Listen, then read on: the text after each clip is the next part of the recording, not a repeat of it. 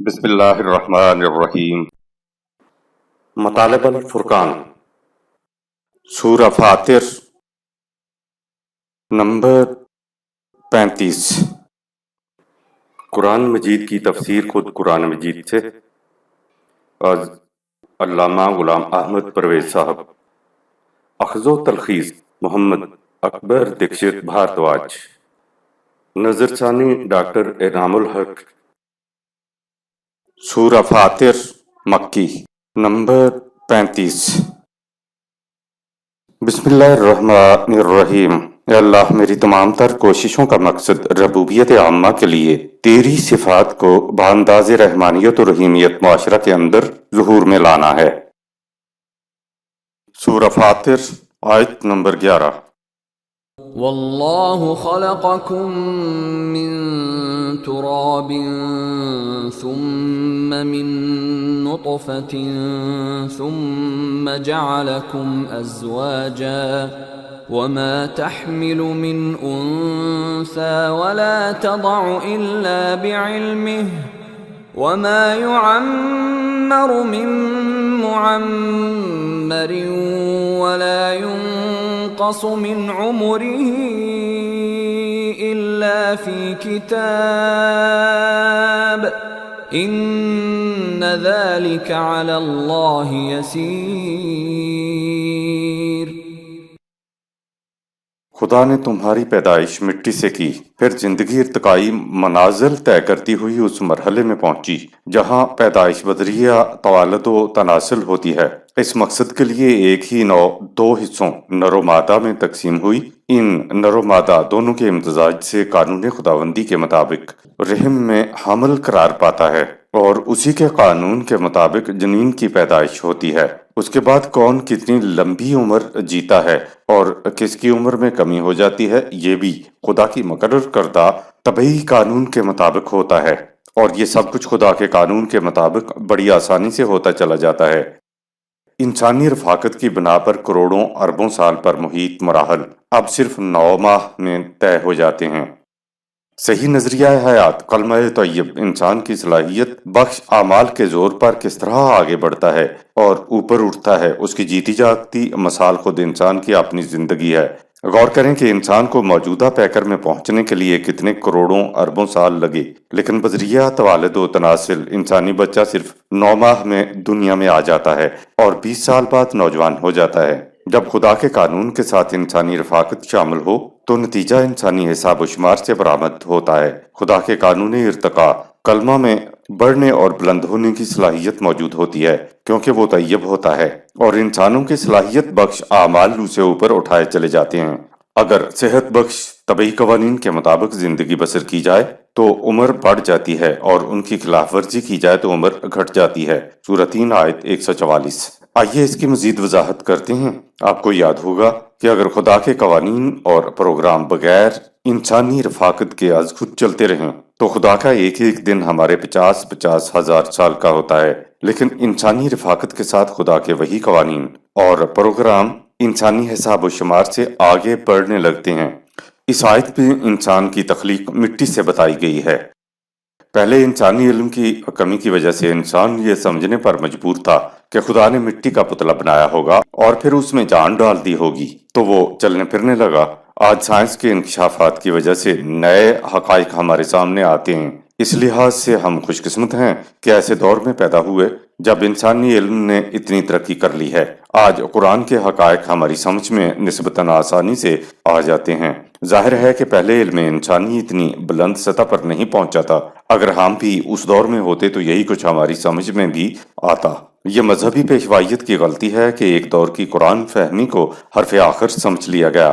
یہ کہتے ہیں کہ عصر حاضر میں اگر مزید انکشافات ہمارے سامنے آئے ہیں تو ان کی روشنی میں سابقہ قرآن فہمی میں تبدیلی نہیں ہو سکتی، کیونکہ مذہبی پیشوائیت کی قرآن فہمی مذہب بن گئی ہے اور اس میں کوئی تبدیلی نہیں ہو سکتی۔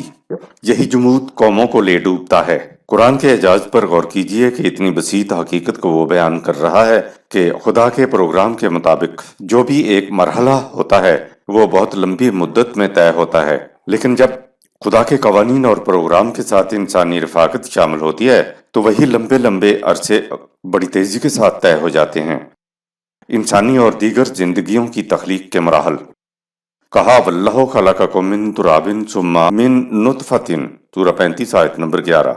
आम तर्जमा यह है कि अल्लाह ने तुम्हें मिट्टी से पैदा किया और फिर नुतफा से पैदा किया। ये बात समझ में नहीं आती थी कि मिट्टी से पैदा करके नुतफा तक कैसे पहुंचे।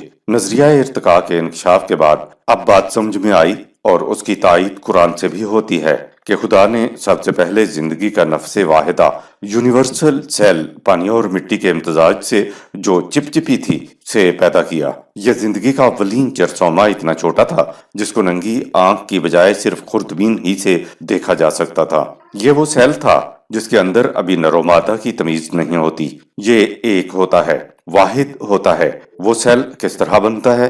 कुरान ने बताया हर शय में जिंदगी की इब्तदा पानी से हुई, सूरह 21 आयत नंबर 30। पानी से इब्तदा से मुराद यह है कि पानी मिट्टी से मिला, मिट्टी में खमीर उठा, मिट्टी चिपचिपी हुई, तीन लाजब बनी और फिर इसमें अव्वलीन जरसोमाए हयात पैदा हुआ। अब तहकीक यह है कि जोहड़ों और दरियाओं के किनारों पर जो काई जमती है उसमें खमीर उठता है। उस खमीर के अंदर ये पहला जरसोमाए हयात पैदा हुआ। इन बातों को कौन पहले समझ सकता था? कुरान ने उसे कहीं कहा कि मिट्टी यानी तुराब से पैदा किया, फिर मिट्टी के साथ पानी मिला तो उसे तीन लाजिब कहा, और कहीं कहा कि पानी से पैदा किया। जब खुदा ने कहा कि इंसान को मिट्टी से पैदा किया तो मिट्टी के पुतले का तस्वर ही आ सकता था, और ये भी इसलिए आया कि तौरात में ये लिखा हुआ था। दरअसल जिंदगी के अव्वलीन जरसोमे से मुख्तलिफ जानदारों बशमूल इंसान को मुख्तलिफ पैकर अता किए। वल्लाहु युसव्विरुकुम, सूरह 3 आयत नंबर 6।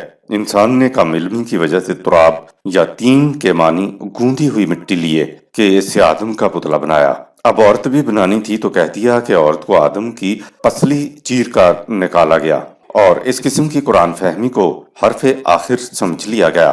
पहले उलमा पर यह एतराज नहीं है कि उन्होंने ऐसा क्यों समझा, बल्कि एतराज यह है कि उनकी आरा को हरफे आखिर समझ लिया गया। कुरान तो ये कह रहा है कि खुदा ने जिंदगी का अव्वलीन जरसोमा मिट्टी और पानी के इम्तजाज से बनाया जिसमें नरो मादा की अभी तमीज नहीं हुई थी। इर्तिकाई मनाजिल तय करता हुआ ये नफ्से वाहिदा जिंदगी की मुख्तलिफ शाखों में फैला और करोड़ों अरबों सालों की इर्तिकाई मनाजिल तय करता हुआ जिंदगी की मुख्तलिफ शाखें बशमूल इंसान उस मंजिल पर आईं जब उसकी वलादत प्रोक्रिएशन जिनसी इख्तलात से आगे बढ़ी। मिट्टी से तीन लाजिब और फिर एक जरसोमाए हयात से लेकर जिनसी इख्तलात तक अरबों साल लगे। इस इर्तिका का कोई एक मरहला हजार हजार सालों में तय हुआ और बाद मराहल 50-50 हजार सालों में तय हुए। कुरान कहता है कि तुम्हारी तख्लीक तीन लाजिब से शुरू हुई। इस मरहले से जिनसी इख्तलात तक के मरहले तक पहुंचने में अरबों साल लगे, क्योंकि इंसान की रफाकत साथ नहीं थी और जिंदगी कायनाती रफ्तार से आगे बढ़ती रही। कुरान तो बता रहा है कि सुम्मा जअलकुम अज़वाजन, सूरह 35 आयत नंबर 11। मुख्तलिफ मराहल से गुजार कर तुम्हारे अजवाज नरो मादा बनाए। अब नर और मादा के जिनसी इख्तलात का मरहला आ गया। मुख्तलिफ जिंदगियों की रफाकत बशमूल इंसानी रफाकत का मरहला आ गया। जिंदगी यानी जिंदगियों की शाखों को अरबों सालों का इर्तिकाई सफर खुदा ने अज खुद अपने कानून इर्तिका की रूह से तय कराया। फिर हैवानात को जिनसी इख्तलात पर पहुंचाने के बाद खुदा जैसे कि गोया रिटायर हो गया कि जिंदगी के जो मराहल खुदा खुद तय कराता रहा, अब आगे वही सिलसिला मुख्तलिफ जिंदगियां खुद तय करें, यानी जिनसी इख्तलात के जरिए तय करें। अगर जिनसी इख्तलात ना हो तो खुदा का सारा प्रोग्राम धरा का धरा रह जाए, क्योंकि खुदा तो वलादत प्रोक्रिएशन से पाक है। जब एक मरहला तय हो जाए तो पिछला मरहला खत्म हो जाया करता है। इसलिए आज खुद इर्तिकाई सफर तय कराने का सिलसिला अब खत्म हो चुका है। लिहाजा इतने बहुत से इर्तिकाई मराहल तय कराने के बाद अब कुरान इंसान पर आया कि उसको नुतफा से पैदा किया, जिनसी इख्तलात से उसके अजवाज मर्द व औरत पैदा किए। साइंस के इंकिशाफ पर आप हैरान होंगे कि रहम मादर में जिंदगी का जो जरसोमा करार पकड़ता है वो वही अव्वलीन जरसोमाए हयात होता है जो मिट्टी और पानी के इम्तजाज से पैदा हुआ था और जिसने अरबों साल के इर्तिकाई मराहल तय करके पैकर इख्तियार किया और फिर जिनसी इख्तलात तक पहुंचा। अब इंसान की रिफाकत से या दीगर जानदारों की रिफाकत से जिंदगी का जरसोमा रहम मादर में अरबों सालों के वो तमाम मराहल सिर्फ चंद माह में तय करके पैकर इख्तियार कर लेता है। یہ جو رحم مادر کے اندر جرثومہ حیات ہے اس نے بغیر حیوانی رفاقت کے ایولیوشن یعنی ارتقاء میں جتنے مراحل سٹیجز طے کیے، یہ جس جس شکل میں جو کچھ بنتا رہا ہے، آپ حیران ہوں گے کہ یہ اسی طرح سے رحم مادر کے اندر چند ماہ کے عرصے میں تمام سٹیجز کو عبور کرتا ہوا اس شکل یا پیکر میں آ جاتا ہے جس میں یہ باہر آتا ہے۔ یہ جرثومہ رحم مادر میں ان تمام مراحل سے گزرتا ہے جو اس نے اس سے بیشتر از خود کروڑوں اربوں سالوں میں طے کیے تھے۔ اس جرثومے کے اندر جتنی نشو و نما ہوتی ہے اب تو یہ بڑی آسانی سے اس کی تصاویر بھی لے لیتے ہیں، اور جب یہ ارتقاء کی تھیوری کے اندر پچھلی زندگی کے مراحل دیکھتے ہیں تو معلوم ہوا ہے کہ یہ تو وہی سارے مراحل ہیں جو اربوں کروڑوں سالوں میں طے ہوئے تھے۔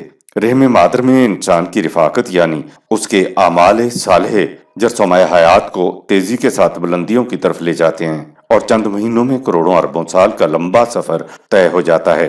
جب خدا کا امر بغیر رفاقت کے اپنی رفتار سے آگے بڑھتا ہے تو اسے ایک طویل سفر اور عرصہ طے کرنا پڑتا ہے، لیکن جب خدا کے امر کو انسان کی رفاقت نصیب ہوتی ہے تو خدا کا امر چند مہینوں میں یہ سفر طے کر لیتا ہے۔ تراب سے جنسی اختلاط تک پہنچانے کو تو ایک سائنسدان ہی اپریشیٹ کر سکتا ہے، یا کوئی ماہر جینیات ہی اپریشیٹ کر سکتا ہے کہ قرآن کیا کہہ گیا ہے۔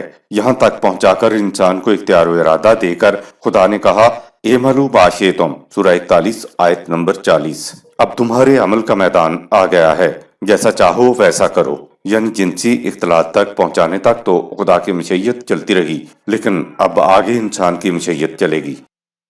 اب جنسی اختلاط کے بغیر زندگی کی کوئی شاخ آگے نہیں بڑھ سکتی۔ جنسی اختلاط سے ولادت کے لیے خدا کا قانون یہ ہے کہ جب تک مرد و عورت یا نر و مادہ کا اختلاط نہیں ہوگا بچہ پیدا نہیں ہوگا۔ نر و مادہ کا اختلاط ضروری ہے۔ ٹھیک ہے، خدا اپنی قدرت سے کائنات کو عدم سے وجود میں لایا، سورہ 2 آیت 117، لیکن جب وہ زندگی کو نر و مادہ کے اختلاط تک لے آیا تو اب خدا بھی نر و مادہ کے بغیر اپنی قدرت سے بچے کی ولادت نہیں کرتا۔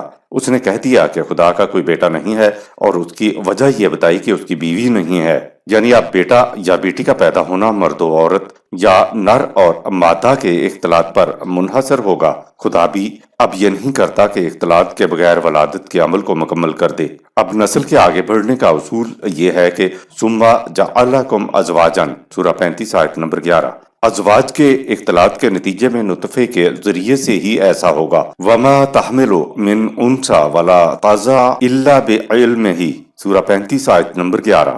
رحم مادر میں جنین کن کن مرحلوں سے گزرتا ہے، اس کے اندر کیا کیا تبدیلیاں ہوتی ہیں، پھر اس کے بعد کس طرح وضع حمل ہوتا ہے، یہ سب کچھ ہمارے علم میں آج ہے۔ جو کام طبعی قوانین کے تحت ہوتا ہے اس کا علم خدا کو ہوتا ہے، لیکن جب انسان طبعی قوانین کا علم حاصل کر لیتا ہے تو پھر وہ علم انسان کو بھی حاصل ہو جاتا ہے، کیونکہ اس نے تمام اسماء کا علم حاصل کرنے کی صلاحیت انسان کو دے دی ہے، سورہ 2 آیت نمبر 31۔ جب تک انسان طبعی قوانین کا علم حاصل نہ کر لے وہ کام صرف خدا کے علم میں ہوتا ہے، اور جب انسان کا طبعی قوانین سے متعلق علم بلند ہو جائے تو جو کام خدا کے علم میں ہوتا ہے وہ انسان کے علم میں بھی آ جاتا ہے۔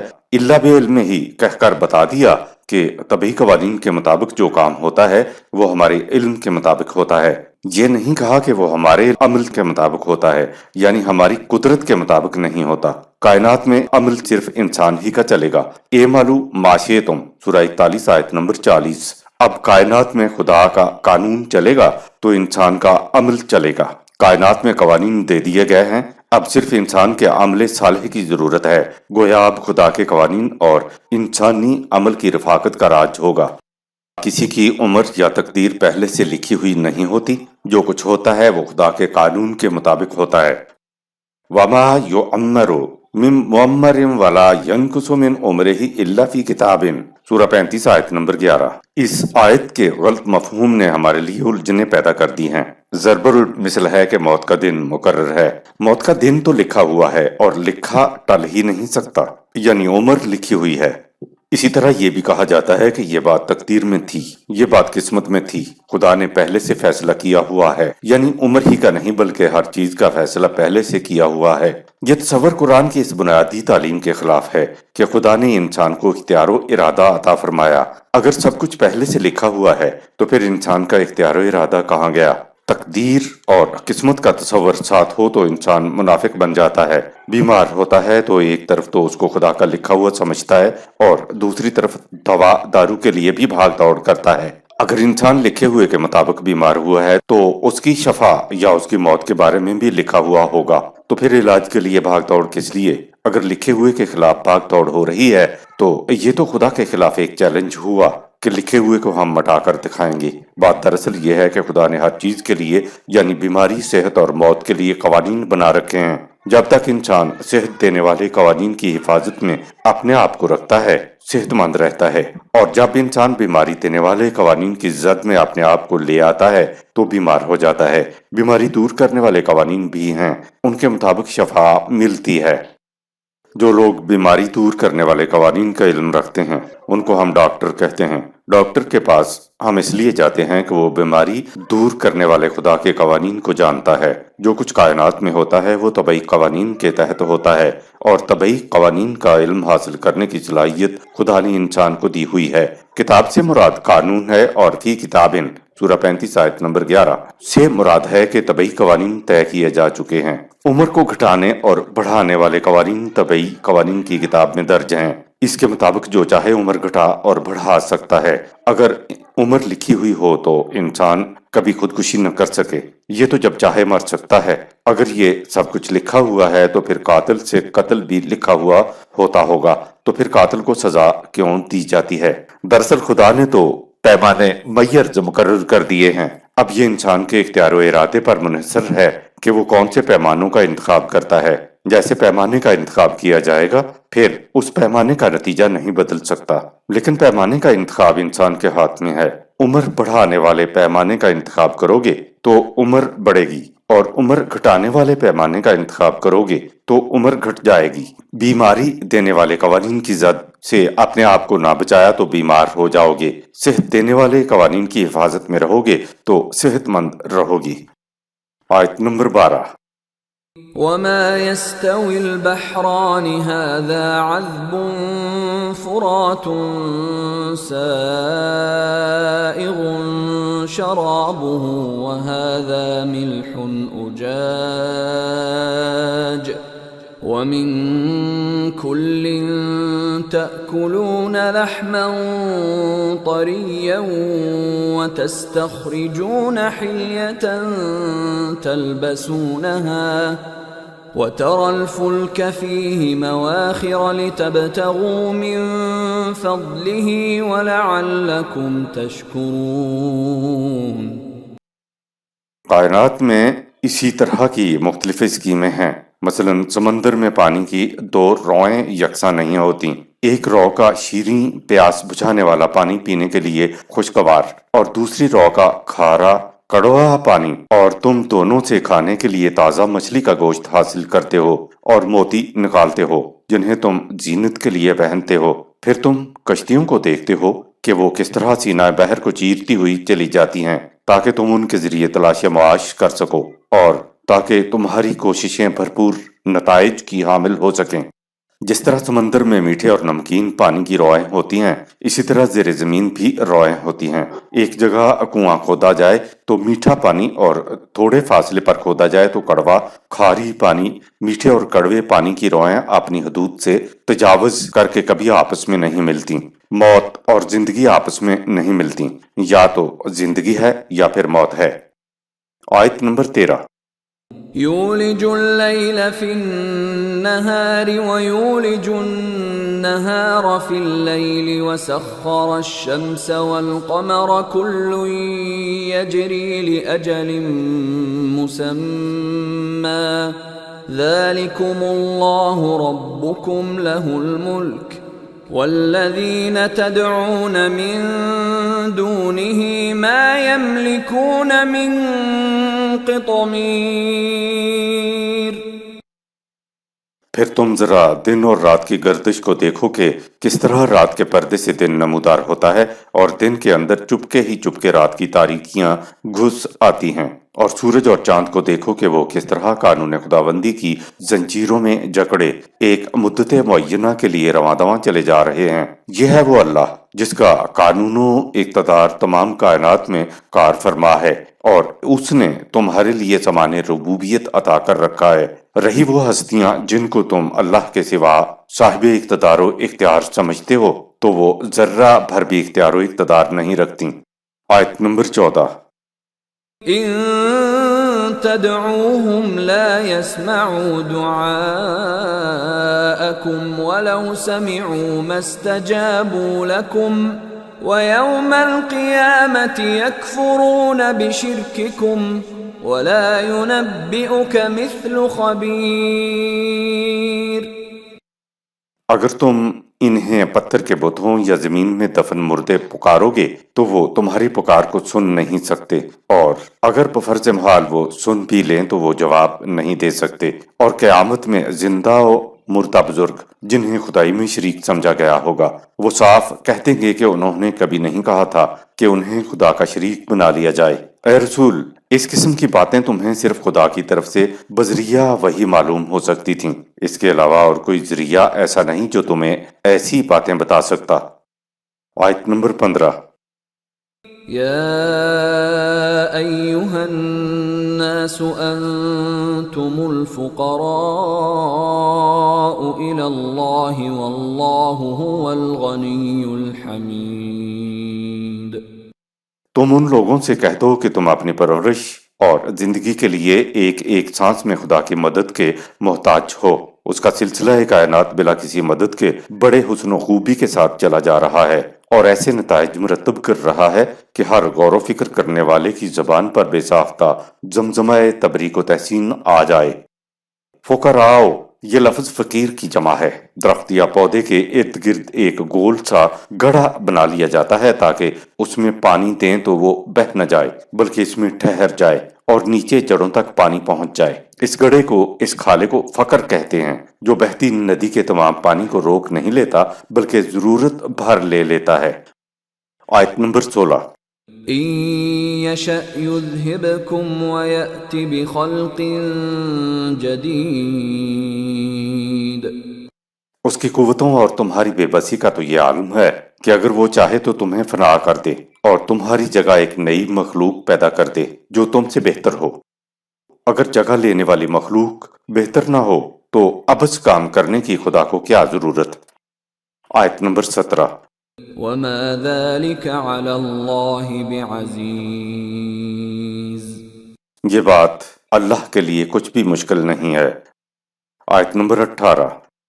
ولا تزر وازرة وزر أخرى وإن تدع مثقلة إلى حملها لا يحمل منه شيء ولو كان ذا قربى انما تنذر الذين يخشون ربهم بالغيب واقاموا الصلاة ومن تزكى فانما يتزكى لنفسه والى الله المصير۔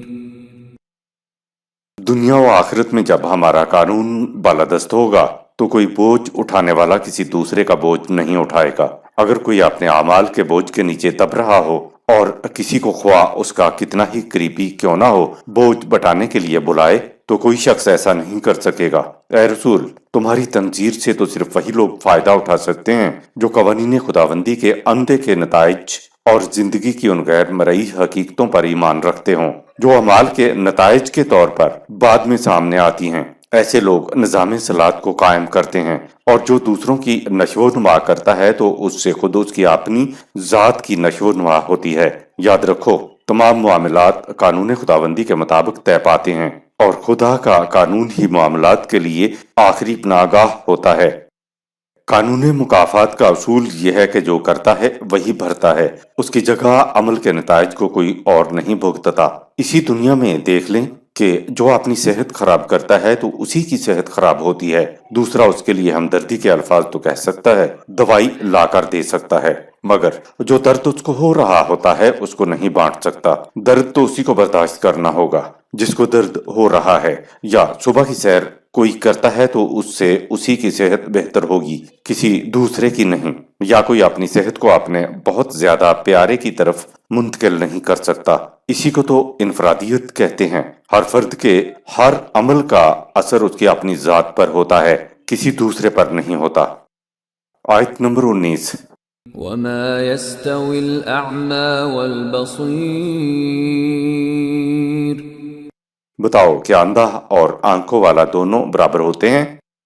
وہی خداوندی کی روشنی میں زندگی بسر کرنے والے آنکھوں والے ہیں اور مفاد پرستیوں کی راہ اختیار کرنے والے اندھے ہیں، تو کیا نتائج کے اعتبار سے دونوں برابر ہو سکتے ہیں؟ آیت نمبر 20۔ ولا الظلمات ولا النور بتاؤ کیا تاریکی اور روشنی ایک جیسی ہوتی ہے؟ آیت نمبر 21۔ ولا الظل ولا الحرور بتاؤ کیا دھوپ اور سایہ یکساں ہوتے ہیں؟ آیت نمبر 22۔ وما يستوي الأحياء ولا الأموات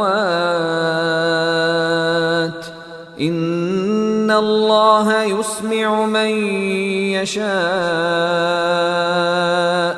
وما أنت بمسمع من في القبور اور نہ زندے اور مردے یکساں ہوں گے۔ خدا کا قانون یہ ہے کہ یہ بات اس کو سنائی دیتی ہے جو اسے سننا چاہے، لہٰذا تو قبروں میں مردوں کو کسی طرح نہیں سنا سکتا کیونکہ وہ سن نہیں سکتے۔ اگر یہ برابر نہیں تو سورہ 35 آیت نمبر 19 والے لوگ بھی ایک جیسے نہیں ہو سکتے۔ آیت نمبر 23۔ ان انت الا نذیر اے رسول تم غلط روش کے تباہ کن نتائج سے زندوں کو آگاہ کر سکتے ہو۔ زندوں سے مراد وہ جن میں زندہ رہنے کی چاہت اور صلاحیت دونوں باقی ہوں، سورہ 36 آیت نمبر 70۔ مردے یعنی جن میں زندہ رہنے کی چاہت اور صلاحیت نہ ہو، اس سے کیا فائدہ اٹھائیں گے؟ آیت نمبر 24۔ انا ارسلناک بالحق بشیرا ونذیرا وَإِن مِّنْ أُمَّةٍ إِلَّا خَلَا فِيهَا نَذِيرٌ۔ اور ہم نے تجھے اس حق و صداقت کی حامل کتاب کے ساتھ اس لیے بھیجا ہے کہ تو لوگوں کو صحیح اور غلط روش زندگی کے خوشگوار اور تباہ کن نتائج سے آگاہ کر دے۔ یہ کوئی نئی بات نہیں ہے، دنیا میں کوئی قوم بھی ایسی نہیں گزری جس میں تمہارے جیسا آگاہ کرنے والا نہ آیا ہو۔ آیت نمبر 25۔ وَإِن يُكَذِّبُوكَ فَقَدْ كَذَّبَ الَّذِينَ مِن قَبْلِهِمْ جَاءَتْهُمْ رُسُلُهُم بِالْبَيِّنَاتِ وَبِالزُّبُرِ وَبِالْكِتَابِ الْمُنِيرِ۔ اور اے رسول، اگر یہ لوگ تیری تعلیم کو جھٹلا رہے ہیں تو تم سے پہلے ہو گزری قوموں نے بھی آگاہ کرنے والوں کی تعلیم کو جھٹلایا۔ ان کے رسول واضح دلائل، اخلاقی صحائف اور روشن اور تابناک قانون و ضوابط لے کر آئے، لیکن انہوں نے ایک نہ مانی۔ لوگ انبیاء کرام کو جھوٹا نہیں کہتے تھے بلکہ ان کی تعلیم کی تکذیب کرتے تھے۔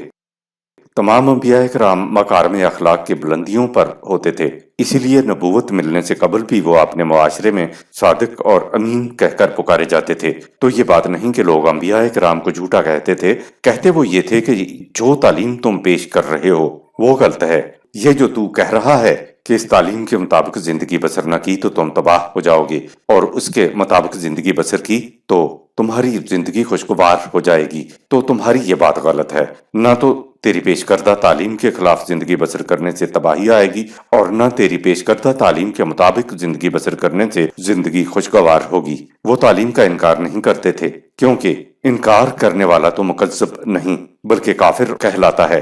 تکذیب کو ایک مثال سے سمجھیے، ایک شوگر کا مریض ہے، اسے کہا جائے کہ بھئی میٹھی چیزوں سے پرہیز کرو ورنہ تمہاری شوگر زیادہ ہو جائے گی اور پھر موت بھی واقع ہو سکتی ہے۔ مریض جواب میں کہتا ہے کہ تمہارا مشورہ جھوٹ پر مبنی ہے، کیونکہ میں نے کئی مرتبہ میٹھی چیزیں استعمال کی ہیں اور دوسرے مریضوں کو بھی شوگر استعمال کرتے دیکھا ہے۔ میرے مشاہدے میں یہ کبھی نہیں آیا کہ مجھے یا کسی دوسرے مریض کو کوئی نقصان پہنچا ہو۔ کچھ نہیں ہوتا، یہ سب بیکار کی باتیں ہیں، نہ ایسا ہوا ہے نہ ایسا ہوگا۔ یہ ہے تکذیب۔ کہنے والے رسول کو جھوٹا نہیں کہتے تھے، بلکہ کہتے یہ تھے کہ جو کچھ تم کہہ رہے ہو کہ تباہی آئے گی وہ غلط ہے، ہم پر تباہی نہیں آئے گی۔ ایمان کے معنی یہ نہیں کہ ہم 5 ایمانیات، اللہ، فرشتے، آخرت، رسل اور خدا کی کتابوں کو مانتے ہیں، بلکہ ایمان یہ ہے کہ جب قرآن کہے اِنَّهُ لَا يُفْلِحُ الظَّالِمُونَ، سورہ 6 آیت نمبر، ظلم کی کھیتی کبھی پنپ نہیں سکتی، وہ تباہ ہو کر رہتی ہے۔ اس بات پر یقین ہو کہ ظلم کبھی پروان نہیں چڑھتا۔ اگر ہم قرآن کی تعلیم کے خلاف عمل کر رہے ہیں تو یہ تکذیب ہے۔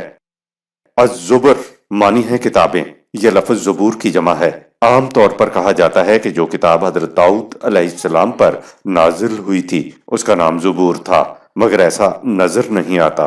عربی زبان میں جلی کتاب، لکھی ہوئی کتاب کو زبور کہتے ہیں۔ آگے زبور کی تشریح کتاب المنیر سورہ 35 آیت 25 کہہ کر دی۔ کتاب کے معنی قوانین اور المنیر کے معنی روشن، واضح کے ہیں۔ آیت نمبر 26، ثم أخذت الذين كفروا فكيف كان نكير۔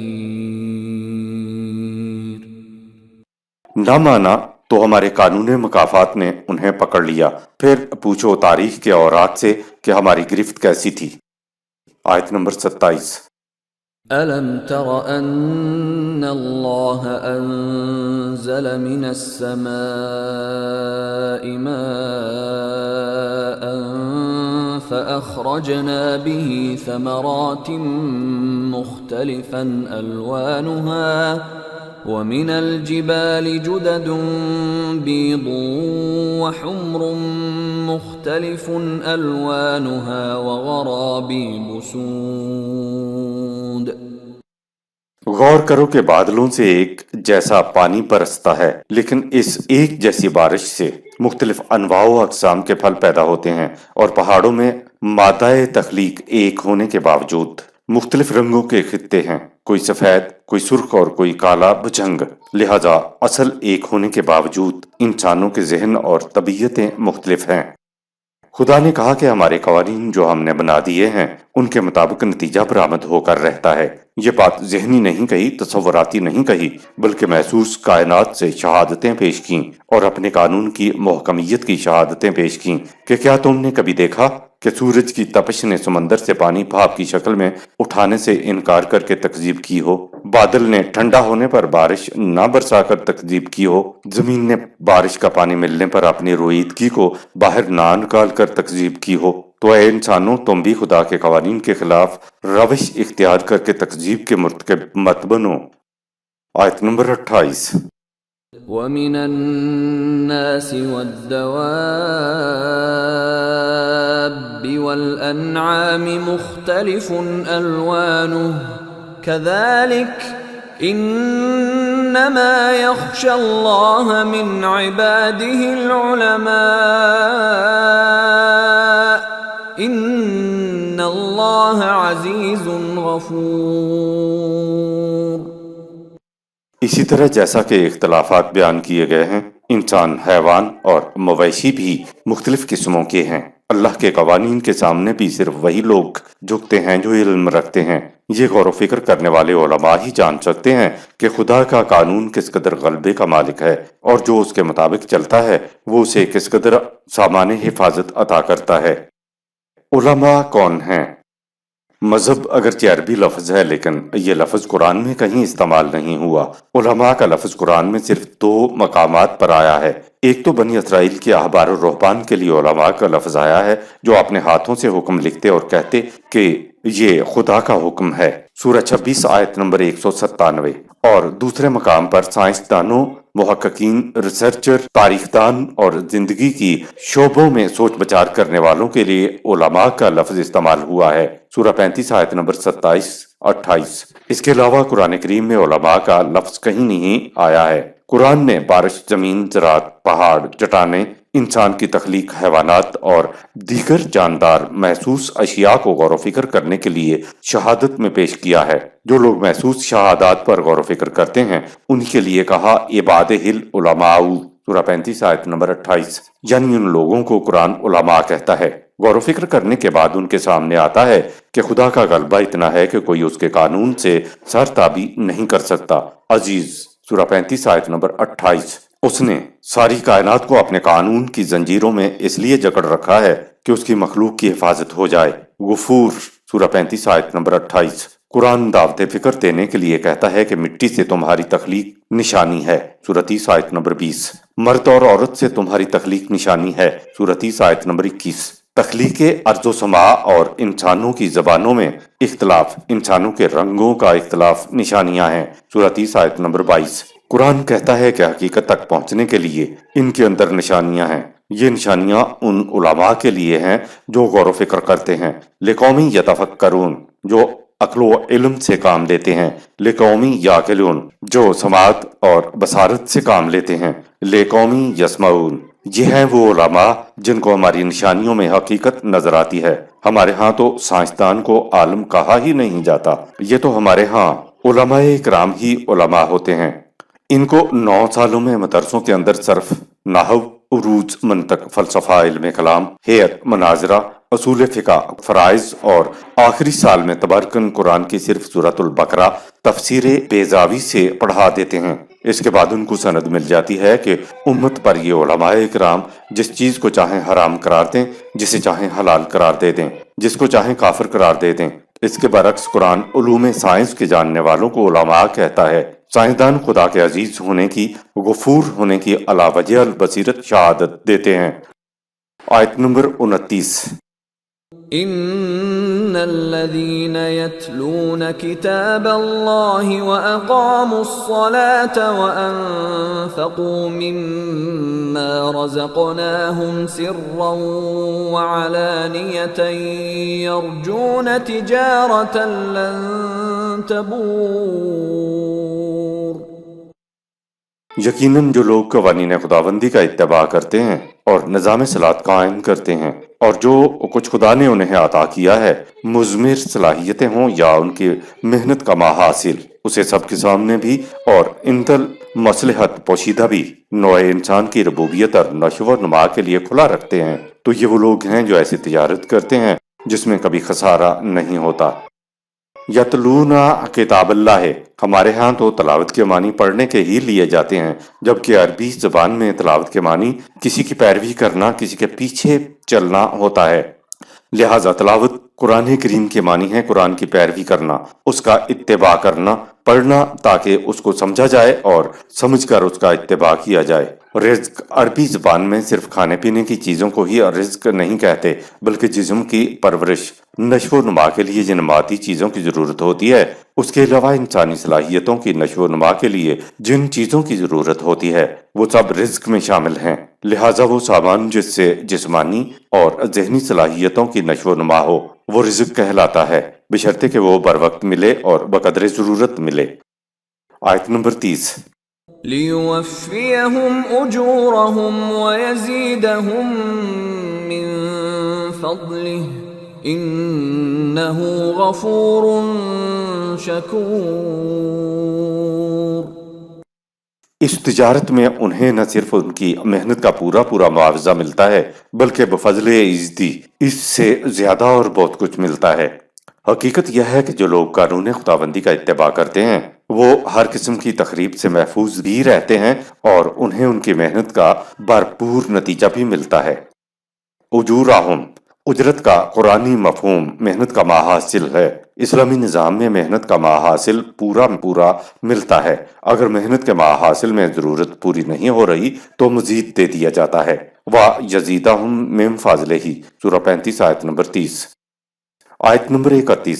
وَالَّذِي أَوْحَيْنَا إِلَيْكَ مِنَ الْكِتَابِ هُوَ الْحَقُّ مُصَدِّقًا لِمَا بَيْنَ يَدَيْهِ إِنَّ اللہ بعباده لخبیر بصیر۔ یہ وہ کتاب قانون ہے جسے ہم نے تیری طرف بذریعہ وحی بھیجا ہے، یہ سر تاپا حق و صداقت پر مبنی ہے اور اس تمام تعلیم کو عملاً سچ کر دکھانے والی ہے جو اس سے پہلے سابقہ انبیاء کی وساطت سے آتی رہی ہے۔ یہ کتاب اس خدا کی طرف سے آئی ہے جو اپنے بندوں کے تمام تقاضوں سے باخبر اور ان کے حالات سے بھی واقف ہے۔ مصدقاً معنی ہے سچا کر دکھانا۔ اس کے معنی یہ نہیں ہے کہ قرآن سابقہ کتب کو ان کی موجودہ حالت میں سچا کہہ رہا ہے، بلکہ اس سے مراد یہ ہے کہ سابقہ کتب میں جو تعلیم یا دعاوی تھے ان سب پر اگر عمل کیا گیا تو یہ قرآن ان کو سچ کر دکھائے گا، کیونکہ قرآن میں بھی تو سابقہ انبیاء کی تعلیم ہی ہے۔ آیت نمبر 32۔ ثم أورثنا الكتاب الذين اصطفينا من عبادنا فمنهم ظالم لنفسه ومنهم مقتصد ومنهم سابق بالخيرات بإذن الله ذلك هو الفضل الكبير۔ ہم نے کتاب قرآن کا وارث ان لوگوں کو بنایا جن کو ہم نے اپنے بندوں میں سے منتخب کر لیا، یعنی امت مسلمہ، لیکن اس امت کی یہ حالت ہوگی کہ ان میں سے کچھ تو قرآن کے مطابق عمل کرنے میں آگے بڑھ جائیں گے، کچھ میانہ روی اختیار کریں گے، اور کچھ ایسے بھی ہوں گے جو اسے چھوڑ کر اپنے آپ پر ظلم کریں گے۔ جو آگے بڑھ جائیں گے وہ بلند مدارج کے مستحق ہوں گے۔ استفینا کسی خاص اور اہم کام کے لیے انتخاب کرنے کو کہتے ہیں۔ محمد صلی اللہ علیہ وسلم کو ہم مصطفیٰ کہتے ہیں، اور یہی لفظ امت مسلمہ کے لیے بھی استعمال ہوا ہے۔ استفا کا لفظ عبادنا یعنی وارث کتاب امت کے لیے استعمال کرنا بہت بڑے شرف کی بات ہے۔ سورہ 2 آیت 143۔ سابقن بالخیرات وہ جو آگے بڑھ جانے والے ہیں، پائنیئرز۔ مقتصدن بین بین چلنے والے یعنی آگے بڑھنے میں درمیانی لوگ۔ آگے بڑھ جانے والوں پر فضل ہوگا یعنی ان کو ان کی محنت سے بھی زیادہ ملے گا۔ آیت نمبر 33۔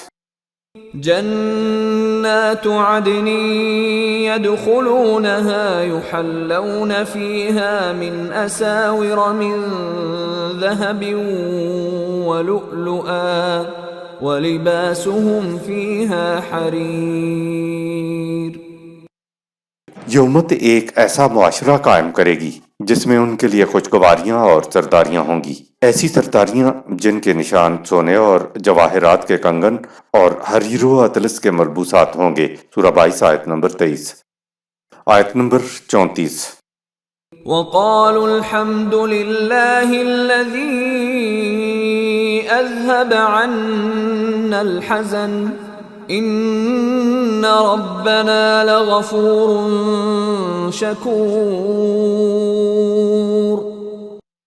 وہ زندگی کی ان شادابیوں اور سرفرازیوں کو دیکھ کر والہانہ طور پر پکار اٹھیں گے کہ کس قدر درخور حمد و ستائش ہے خدا کا یہ نظام، جس نے ہماری تمام پریشانیوں اور افسردگیوں کو دور کر دیا ہے، اور ہم نے اپنی آنکھوں سے دیکھ لیا کہ یہ نظام تخریبی عناصر سے حفاظت کا سامان بھی اپنے اندر رکھتا ہے اور محنتوں کے بھرپور نتائج بھی عطا کرتا ہے۔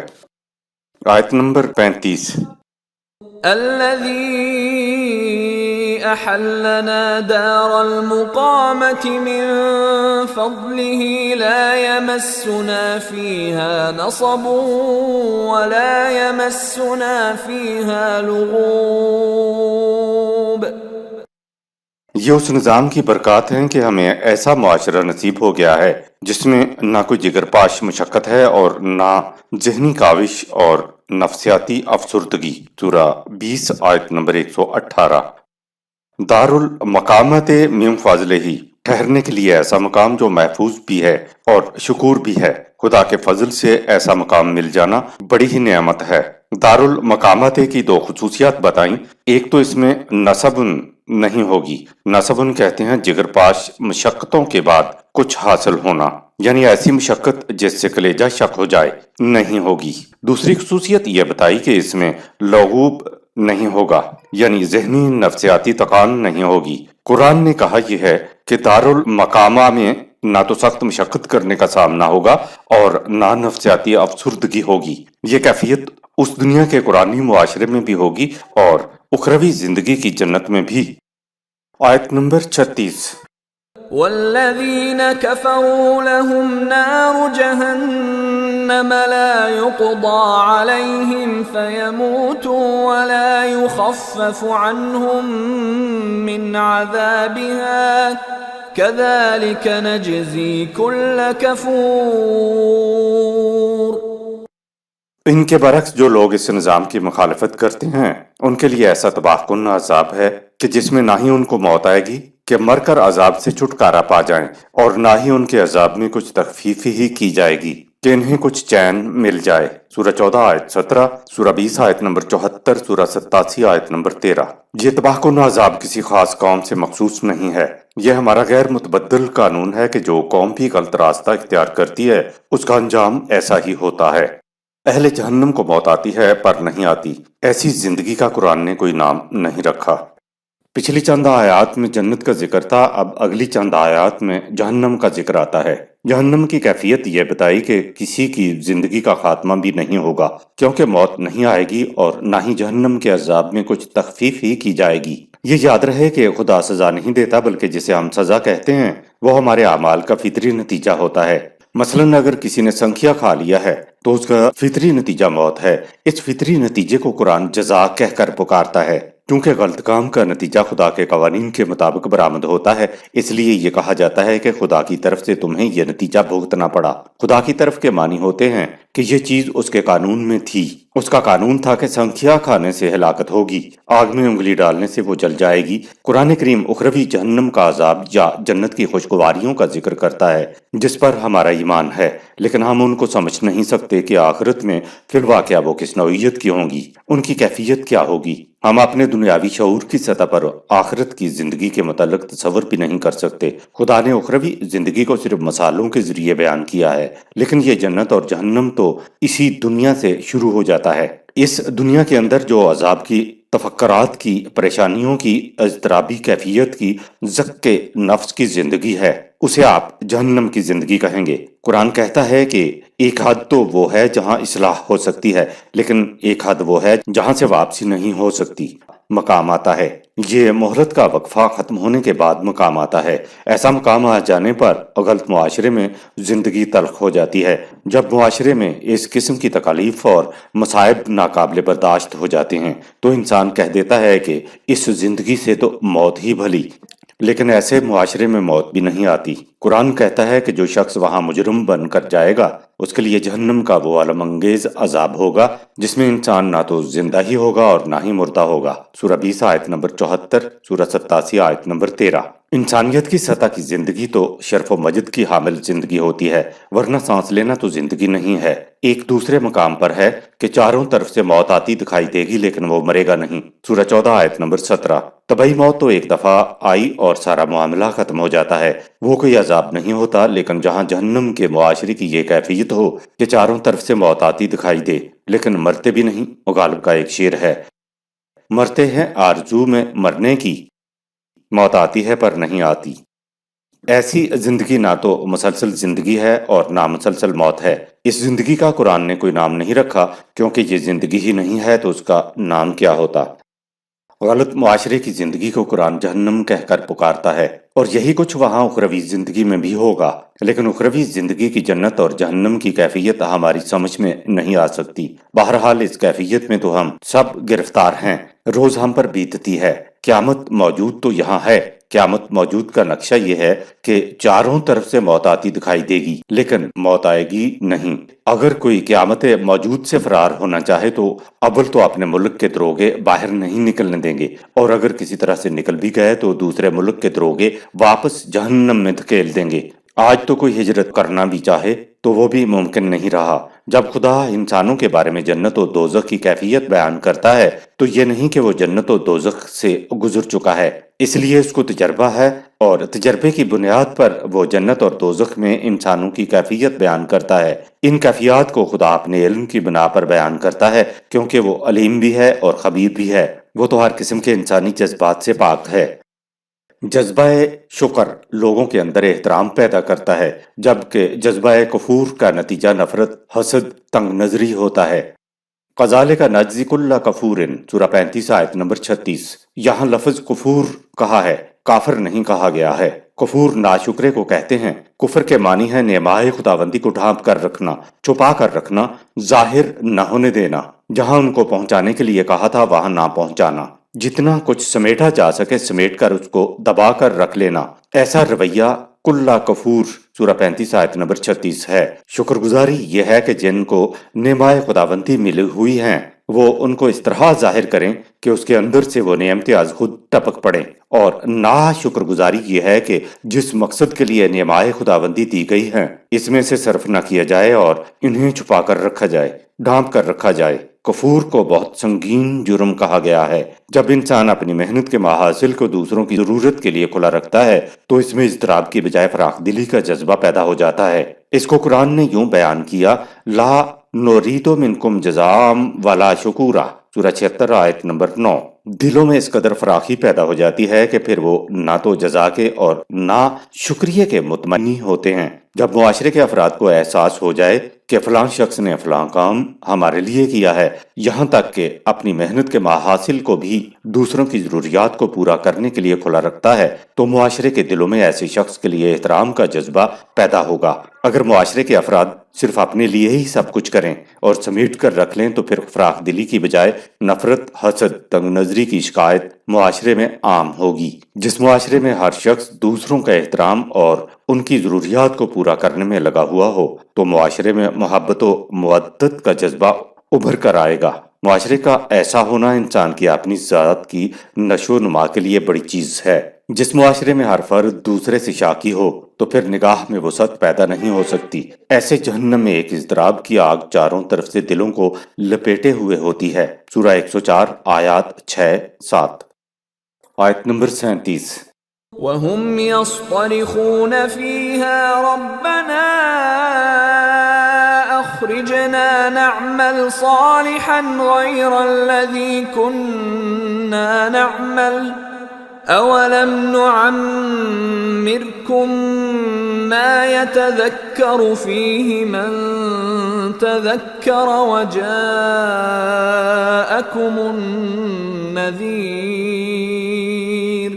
فَذُوقُوا فَمَا لِلظَّالِمِينَ مِن نَصِيرٍ۔ یہ وہاں تباہ کن عذاب میں چیخیں چلائیں گے اور کہیں گے کہ اے ہمارے پروردگار، تو ہمیں ایک بار یہاں سے نکال دے، پھر دیکھ ہم کس طرح اپنی سابقہ روش کے خلاف تیرے بتائے ہوئے طریقہ کے مطابق اچھے کام کرتے ہیں۔ ان سے کہا جائے گا کہ کیا تمہیں اتنی عمر نہیں دی گئی تھی کہ تم میں سے جو ہمارے قانون کے مطابق نصیحت حاصل کرنا چاہتا وہ اس کے لیے کافی ہوتی، اور پھر تمہارے پاس وہ رسول بھی آ گیا تھا جس کی تم نے ایک نہ مانی، سو اب تم اپنے اعمال کے نتائج بھگتو، اس لیے کہ ظلم کرنے والوں کا کوئی مددگار نہیں ہو سکتا۔ آیت نمبر 38۔ ان اللہ عالم غیب السماوات والارض انہ علیم بذات الصدور۔ یقیناً اللہ کائنات کی پستیوں اور بلندیوں میں چھپی ہوئی ہر بات کا علم رکھتا ہے، اسی طرح وہ انسانوں کے دل کی گہرائیوں میں پوشیدہ خیالات تک سے بھی واقف ہے۔ آیت نمبر 39۔ هو الذي جعلكم خلائف في الأرض فمن كفر فعليه كفره ولا يزيد الكافرين كفرهم عند ربهم إلا مقتا ولا يزيد الكافرين كفرهم إلا خسارا۔ وہ اپنے قانون مکافات کی روح سے ایک قوم کو دوسری قوم کا جان نشین بناتا ہے، سو جو قوم اس کے قوانین سے انکار کر کے اپنی خود ساختہ روش پر چل نکلتی ہے اسے اس کے تباہ کن نتائج بھگتنے پڑتے ہیں۔ یاد رکھو صحیح روش سے انکار کا نتیجہ اس کے سوا کچھ اور نہیں ہو سکتا کہ وہ قوم انعامات خداوندی سے محروم رہے، لہٰذا جوں جوں وہ قوم کفر کی روش میں آگے بڑھتی چلی جاتی ہے اس کے نقصانات میں اضافہ ہوتا چلا جاتا ہے۔ مقتن سورہ 35 آیت نمبر 39۔ عمومی ترجمہ کیا جاتا ہے معاذ اللہ کہ اس سے خدا کا بغض بڑھتا ہے۔ یہ صحیح نہیں ہے۔ خدا انسانوں کے تمام مذموم جذبات سے پاک ہے۔ انسان کی غلطی یہ ہے کہ وہ اپنے مذموم جذبات کو خدا کی طرف منسوب کر دیتا ہے۔ اس لفظ کا مطلب یہ ہے کہ تمہارے اعمال قوانین خداوندی سے ہم آہنگ نہیں ہیں، تو جس قدر تم غلط روش پر چلتے چلے جا رہے ہو، قوانین خداوندی سے تمہاری دوری اتنی ہی بڑھتی چلی جا رہی ہے۔ یہ ہے اس لفظ کے معنی۔ خدا بغض، حسد اور انتقام کے جذبوں والا خدا نہیں، وہ تو رحمان و رحیم ہے۔ خدا کے قوانین سے انسان کی بڑھتی ہوئی دوری سے خود اس کا اپنا نقصان بڑھتا چلا جاتا ہے۔ وہ تو خدا ہے۔ اگر بغض، حسد اور انتقام کے جذبات کو کسی انسان کی طرف بھی منسوب کیا جائے تو اس کو اچھا انسان نہیں سمجھا جاتا۔ آیت نمبر 40۔ قل أرأيتم شركاءكم الذين تدعون من دون الله أروني ماذا خلقوا من الأرض أم لهم شرك في السماوات أم آتيناهم كتابا فهم على بينة منه بل إن يعد الظالمون بعضهم بعضا إلا غرورا۔ غلط روش۔ لوگوں سے کہو کہ تم اقتدار خداوندی کے ساتھ جن دوسری ہستیوں کے اقتدار و اختیار کو شریک کرتے ہو، مجھے ذرا بتاؤ تو صحیح انہوں نے زمین میں کیا پیدا کیا ہے، یا آسمانوں میں وہ کون سا شعبہ ہے جس میں وہ خدا کے شریک کار ہیں، یا کیا ہم نے غلط روش لوگوں کی طرف کوئی ایسی کتاب بھیجی ہے جس میں یہ واضح لکھا ہوا پاتے ہیں کہ تم خدا کے ساتھ ان قوتوں کو شریک سمجھو؟ نہیں، ان باتوں میں سے کوئی بات بھی نہیں ہے، بلکہ بات یہ ہے کہ حقوق انسانیت میں کمی کرنے والے مفاد پرست لوگ خود بھی دھوکہ کھا رہے ہیں اور دوسروں کو بھی دھوکہ دے رہے ہیں۔ الا غرورا، خود بھی دھوکے میں ہوتے ہیں اور دوسروں کو بھی دھوکے میں رکھتے ہیں۔ آیت نمبر 41۔ ان اللہ یمسک السماوات والارض ان تزولا ولئن زالتا ان امسکہما من احد من بعده انہ کان حلیما غفورا۔ کائنات کو دیکھو کہ اس نے عظیم الجثہ اجرام فلکی جس میں زمین بھی شامل ہے کو کس طرح اپنے قوانین کی زنجیروں میں یوں جکڑا ہوا ہے کہ ان میں سے کوئی بھی اپنے مقام سے بال برابر بھی ادھر ادھر نہیں ہٹتا، اور اگر ان میں سے کوئی اپنے مقام سے ہٹ جائے تو کوئی قوت ایسی نہیں جو اسے پھر اس کے اصلی مقام پر لے جائے۔ اتنی بڑی قوتوں کا مالک ہے وہ بردبار خدا، ساری کائنات کی حفاظت کر رہا ہے۔ آیت نمبر 42۔ وَأَقْسَمُوا بِاللَّهِ جَهْدَ أَيْمَانِهِمْ لَئِن جَاءَهُمْ نَذِيرٌ لَيَكُونُنَّ أَهْدَىٰ مِنْ إِحْدَى الْأُمَمِ فَلَمَّا جَاءَهُمْ نَذِيرٌ مَا زَادَهُمْ إِلَّا نُفُورًا۔ اے رسول، یہ تیرے مخالفین بڑھ بڑھ کر خدا کی قسمیں کھایا کرتے تھے کہ اگر ان کی طرف خدا کا کوئی پیغامبر آ جائے تو وہ اس طرح سیدھے راستے پر چل کر دکھائیں گے جس کی مثال دنیا کی کوئی اور قوم پیش نہ کر سکے، لیکن جب ان کے پاس خدا کا پیغامبر آیا تو ان کی نفرت کے اضافے کے سبب وہ اس سے دور بھاگنے لگے۔ آیت نمبر 43۔ استکبارا فی الارض ومکر السیئ ولا يحيق المكر السيء إلا بأهله فهل ينظرون إلا سنة الأولين فلن تجد لسنة الله تبديلا ولن تجد لسنة الله تحويلا۔ اور انہوں نے زمین میں سرکشی اختیار کی اور ناہمواریاں پیدا کرنے کے لیے تدبیریں اختیار کیں، لیکن ناہمواریاں پیدا کرنے والی تدبیریں خود ایسی تدبیریں کرنے والوں کو لے ڈوبا کرتی ہیں۔ یہ ایمان نہیں لا رہے ہیں تو کیا یہ اب اس بات کا انتظار کر رہے ہیں کہ جیسا کچھ اقوام سابقہ کے ساتھ ہوا تھا وہی کچھ ان کے ساتھ بھی ہو؟ بس ایسا ہو کر رہے گا، کیونکہ خدا کا قانون اٹل ہے۔ نہ تو اس کے قوانین کی نتیجہ خیزی میں کوئی تبدیلی ہوا کرتی ہے اور نہ ہی نتائج کی سمت بدلا کرتی ہے کہ کرے کوئی بھرے کوئی اور۔ آیت نمبر 44۔ أولم يسيروا في الأرض فينظروا كيف كان عاقبة الذين من قبلهم وكانوا أشد منهم قوة وما كان الله ليعجزه من شيء في السماوات ولا في الأرض انہ کان علیما قدیرا۔ کیا یہ لوگ زمین میں چلے پھرے نہیں کہ اپنی آنکھوں سے دیکھ لیتے کہ اقوام سابقہ کی غلط روش کا کیا نتیجہ نکلا؟ وہ قومیں ان سے کہیں زیادہ طاقتور تھیں، لیکن انسان یا انسانوں کی کوئی جماعت تو ایک طرف کائنات کی کسی شے میں بھی اتنی قوت نہیں کہ وہ خدا کے قانون پر غالبہ کر اس کے قانون کی نتیجہ خیزی کو بے بس کر دے۔ یاد رکھو وہ اپنے بنائے ہوئے پیمانوں پر کنٹرول رکھتا ہے اور اپنے پیمانوں کی نتیجہ خیزی سے بھی آگاہ ہے۔ آیت نمبر 45۔ وَلَوْ يُؤَاخِذُ اللَّهُ النَّاسَ بِمَا كَسَبُوا مَا تَرَكَ عَلَى ظَهْرِهَا مِن دَابَّةٍ وَلَكِن يُؤَخِّرُهُمْ إِلَى أَجَلٍ مُّسَمًّى فَإِذَا جَاءَ أَجَلُهُمْ فَإِنَّ اللَّهَ كَانَ بِعِبَادِهِ بَصِيرًا۔ اور اگر اللہ لوگوں کو ان کے اعمال کی پاداش میں فوراً پکڑ لیتا تو زمین کی پشت پر مخالفین کا کوئی آدمی بھی باقی نہ رہتا، لیکن وہ ان کو اپنے قانون کے مطابق معین مدت کا وقفہ دیتا ہے۔ جب ان کی مہلت کا وقفہ پورا ہو جائے گا تو ان کی بھی گرفت ہو جائے گی۔ تاخیر سے یہ نہ سمجھ لینا کہ مخالفین کے جرائم خدا کی نظروں سے اوجھل ہو گئے ہیں، نہیں، وہ تو اپنے بندوں کے تمام اعمال پر نگاہ رکھتا ہے۔ صدق اللہ العظیم۔ یہاں سورہ فاطر اختتام پذیر ہوئی۔ شکریہ۔